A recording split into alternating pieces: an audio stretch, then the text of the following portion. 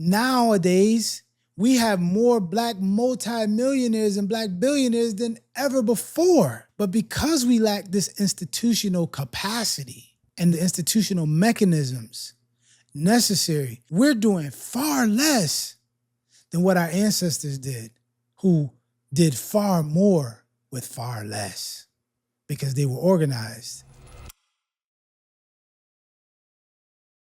I want to open with the fact that during one of the previous episodes, a viewer challenged me, right? Because I talked about the spending power of Black America, right? Something like $1.2 trillion. And so it led to, a back and forth between he and I believe it was a he, I'm not 100% sure, but it led to a conversation, and he eventually put in a link to a conversation between Mark Lamont Hill and Professor Jared Ball around Dr. or Professor Ball's research on this topic about the myth of the Black spending power.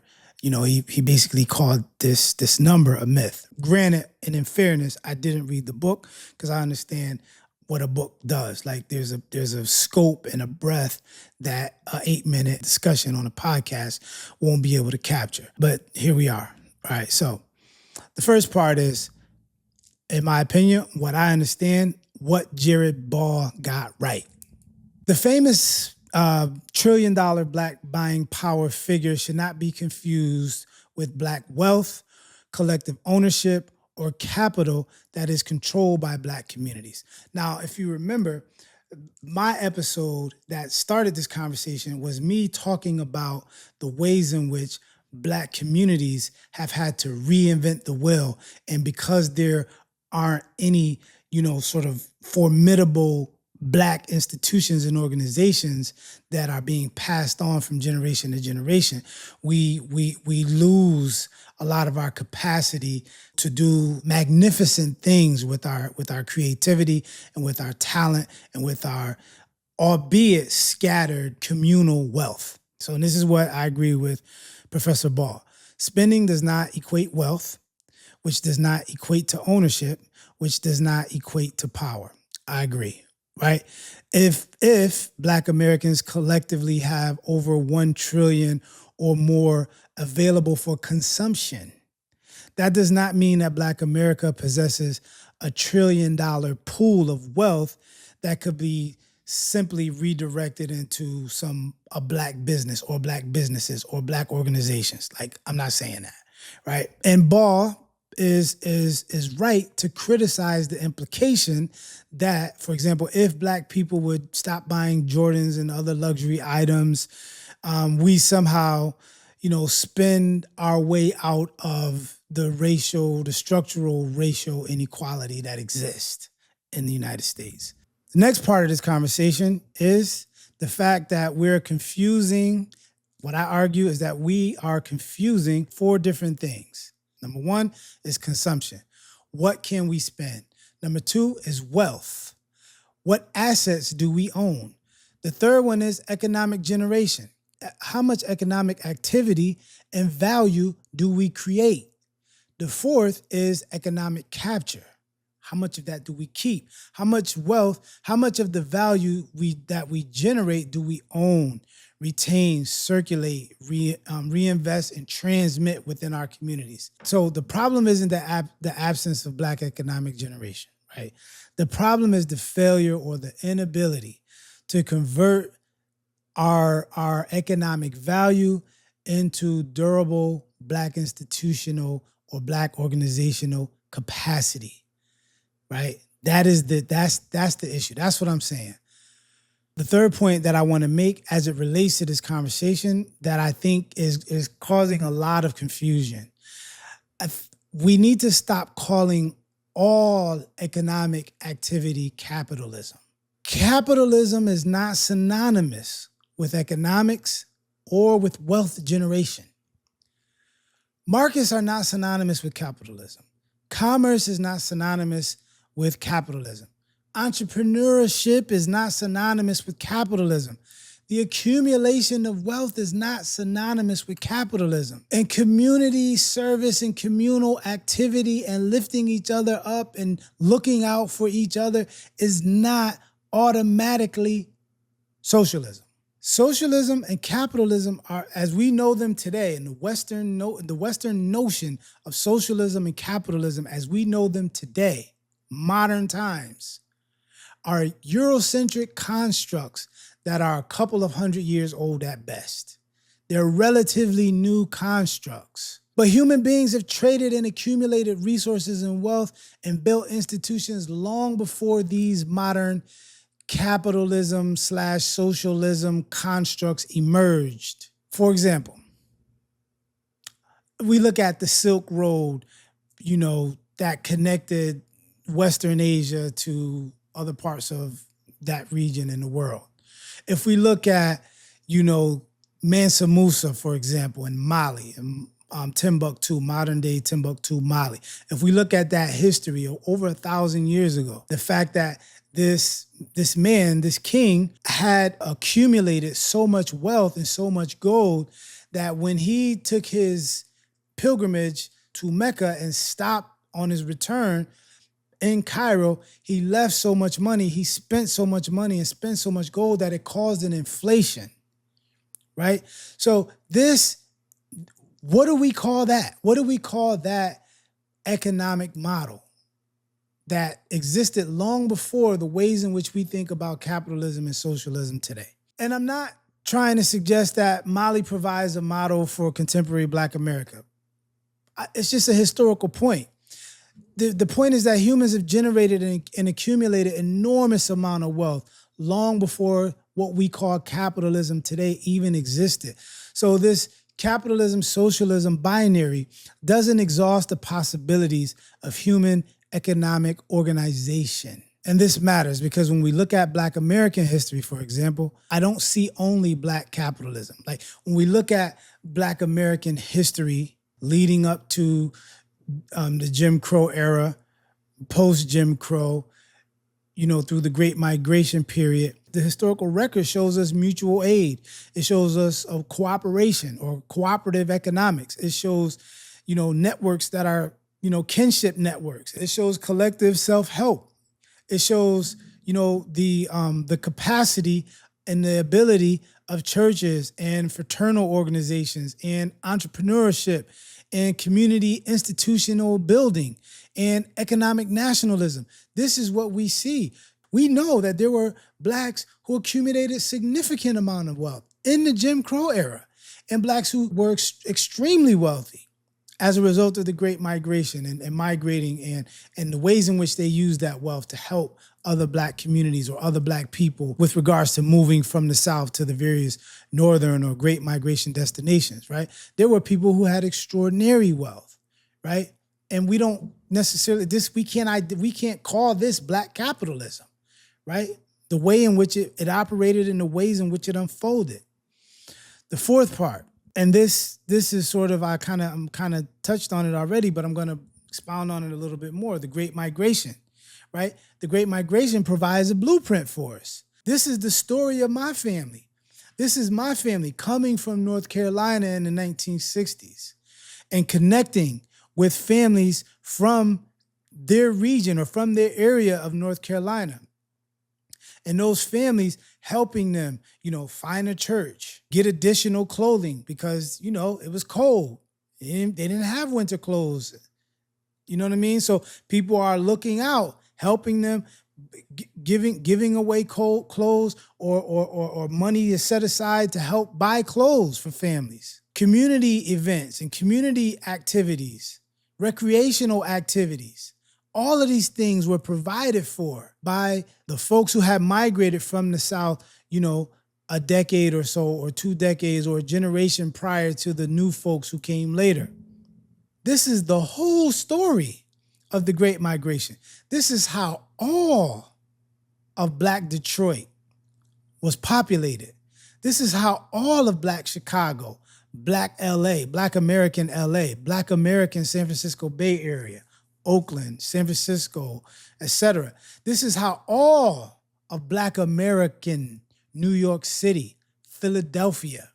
This is how all these cities were populated. This is the story of Black America, right? But this is not captured by, how we measure buying power today. So the question with that in mind becomes, what if our ancestors sometimes possess less individual wealth, but stronger mechanisms or stronger organizations or stronger capacity for economic circulation? And that's just another way of saying or making the argument as to why we need organizations and institutions, and why nowadays we have more Black multimillionaires and Black billionaires than ever before. But because we lack this institutional capacity and the institutional mechanisms necessary, we're doing far less than what our ancestors did, who did far more with far less, because they were organized and they understood that, like, our survival was like, we were under existential threat in a lot of ways. We were left for dead, and we adapted to that reality and found ways to survive and help each other survive. We need to get back to that, because the existential threat is by no means less than it was then. That's another conversation for another day. It takes me to part 5. Tulsa, Black institutions, and the Nation of Islam. Tulsa, Oklahoma, the Greenwood District. Let's think about, for example, O.W. Gurley, who is considered one of the architects or the architect of what became known as Black Wall Street in Tulsa, Oklahoma, in the Greenwood District. He was wealthy, and his vision created a reality to where Black wealthy individuals formed or came together as part of Tulsa, Oklahoma. So you had Black doctors, Black dentists, Black professional of every sort, of every ilk in this community, right? And collectively, all of the monies remained within this part of Tulsa, Oklahoma. All of the money that was generated stayed within this district, right? Black folks spent their money with each other. This is Black Wall Street. This is the vision of Gurley. I mean, we know what happened. It was destroyed in 1923 by, if you're not familiar with Black Wall Street and the Greenwood District in Tulsa, Oklahoma, you should, look it up. It should be, reparations should be due from that alone. But I digress. But so Tulsa, the Black institutions, and the Nation of Islam, right? The Black business districts, the mutual aid organizations, the churches, and the various institutions throughout Tulsa was a magnet for people migrating from different parts of professional Black folks migrating from other parts of the country to Tulsa because of what was happening there, all contributing to the local economy. And then you have the Nation of Islam, right? And they accumulated wealth, right? Their economic activity, I wouldn't fit it into capitalism or socialism, right? But let's look at what their economic accumulation was used to build. They built businesses. They created industries, fish and fishing, and they built schools, like a school network, a successful one, Sister Claire Muhammad schools, various food systems, as I mentioned. They purchased property. They created jobs for their members, multiple institutions within the structure of, or within the structure of the organization, the broader organization of NOI. Community infrastructure, like they had where they were set up, the communities were organized and disciplined and safe. So yes, they accumulated wealth, and a lot of the ways in which they accumulated that wealth resembles what we would call, capitalism, right? They played into the market, or they contributed to the market economy. But the ways in which they used their wealth is different. And that is something that we have to take into account when we talk about capitalism. Part 6, the LeBron James test. Black people clearly generate economic value. LeBron James,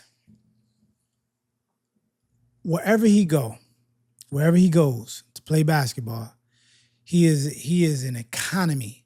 He brings economic infrastructure with him, right? When he went to Cleveland, the economy for the entire city of Cleveland went up. When he went to Miami, the same. The economy went up.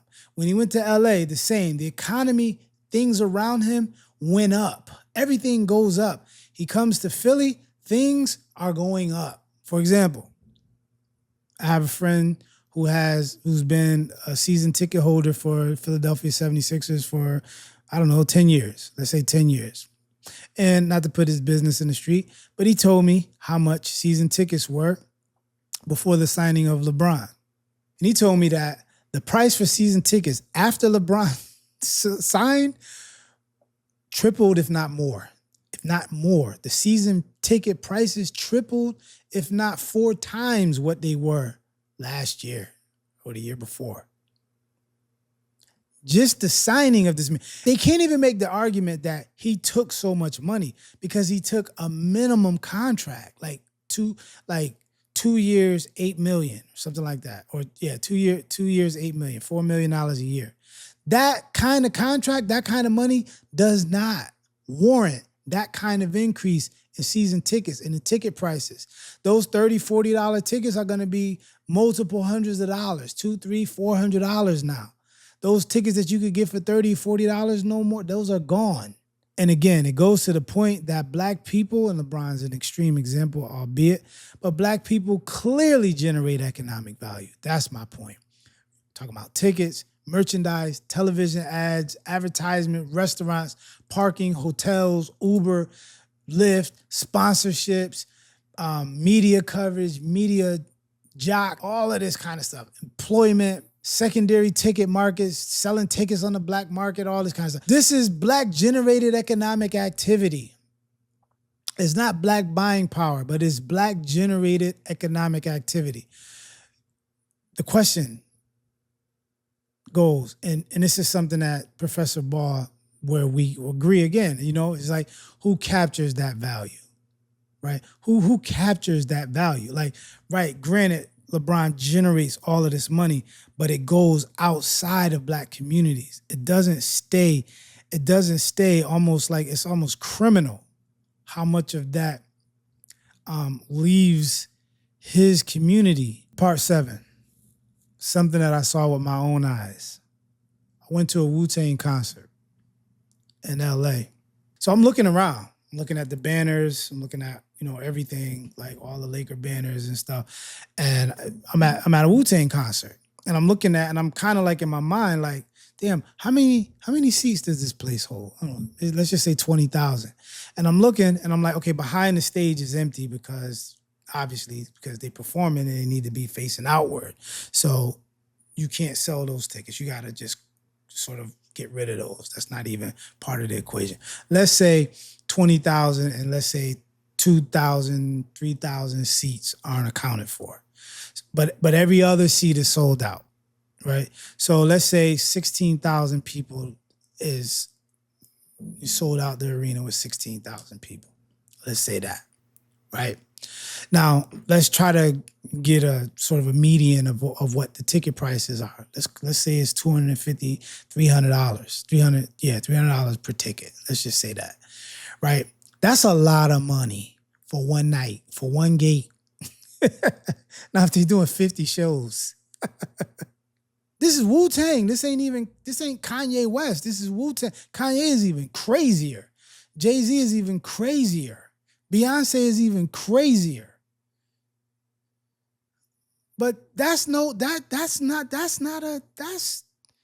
significant, right? And so then I remember going outside, and I remember looking outside of the arena, and I'm looking at these Wu-Tang t-shirts, right? I'm looking at the food vendors outside of Staples Center in LA.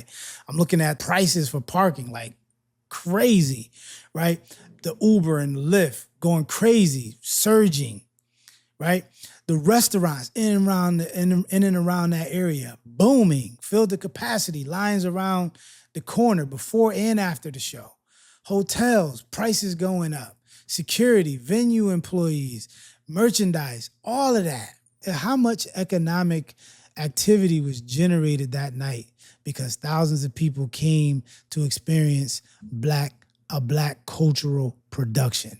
So if the argument is that it's used by Eurocentric capitalists to entice black people to spend more, okay, I'm not going to argue that. So what? Who cares if that's what they're doing? We understand their cunningness and their coy and their tricks and all that stuff. Like, who cares? It don't mean we have to do it for their reasonings or based on their whims. It doesn't mean that. We know it's there. We know it's there. We know that it exists. That's my argument. The 8th point. Black millionaires are not the same as black institutional wealth. So even though I'm talking about these NBA players and I'm talking about LeBron, I'm talking about Kanye, Wu-Tang Clan, all that. Black individual wealth does not equate to black institutional wealth.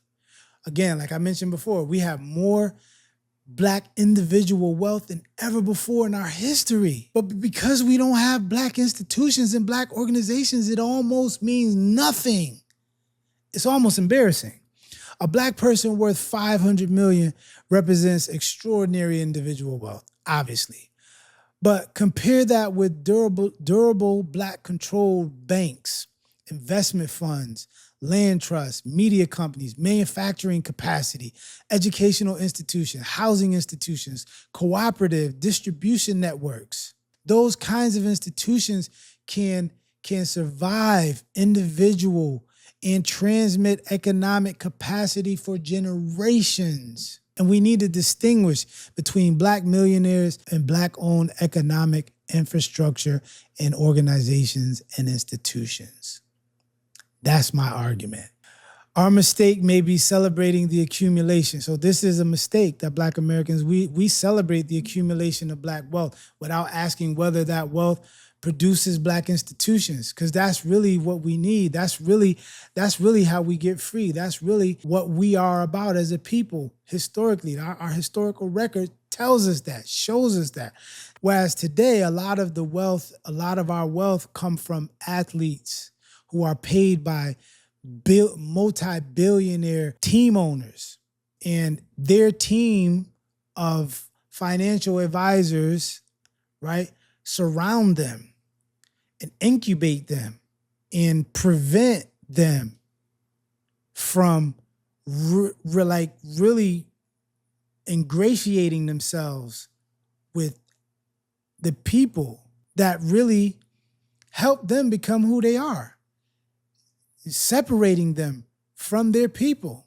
So it's easy to understand how a lot of these people, a lot of these, super wealthy black athletes and musicians, et cetera, rappers or whatever, like all the money that they have, like this money is by and large the product of wealthy white capitalists who break them off. And in breaking them off, they're surrounded by an army of people who are not from their communities. And that matters. That matters because that individual wealth doesn't translate and is different than the kind of wealth that we had historically that worked on behalf of black people and black communities. The real problem, part 9, generating wealth without capturing it. Black Americans generate extraordinary value culturally, matters of entertainment, athletic value, intellectual property. We generate consumer demand. We generate labor. We swag out neighborhoods. We generate trends that become global markets. The question isn't whether we generate economic value. That's obvious, right?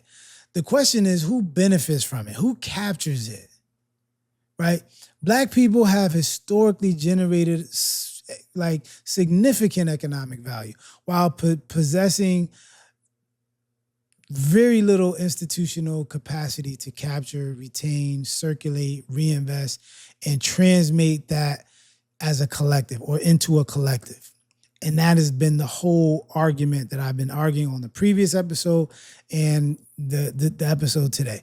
Like our need to constantly have to reinvent the wheel. We create organizations that don't sustain themselves. Like it is, for example, by Gil Noble, was an institution that should have been passed on, that should have been saved, that should have been able to maintain itself.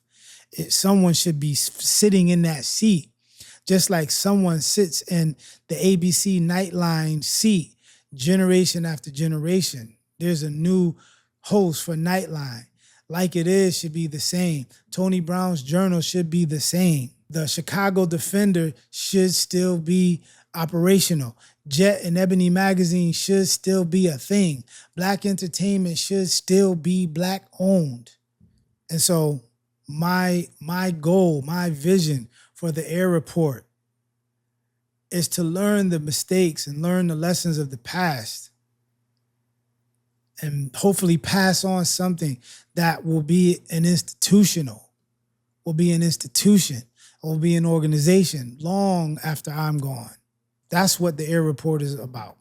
So, was the viewer wrong by making the point about the myth of the Black spending power myth? I think he was right to challenge the phrase Black buying power. I have no problem with that. And Professor Ball, Jared Ball, is right that the consumer spending should not be confused with wealth or liberation, which I don't necessarily do or think. I don't think that. I think I kind of made that explicit. But I think the conversation becomes too narrow if the conclusion is that Black collective economic power itself is a myth or mythical.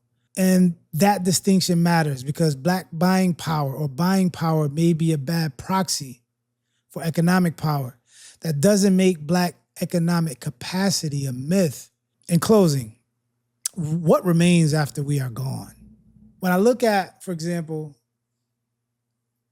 my ancestors and their Great Migration journey, they weren't waiting to become billionaires. They used what they had, whether it was their money, whether it was their homes, the relationship, the information they had, their jobs, their places of worship, whether it was their churches or their mosques, their businesses, their various associations, to increase the capacity to help other people.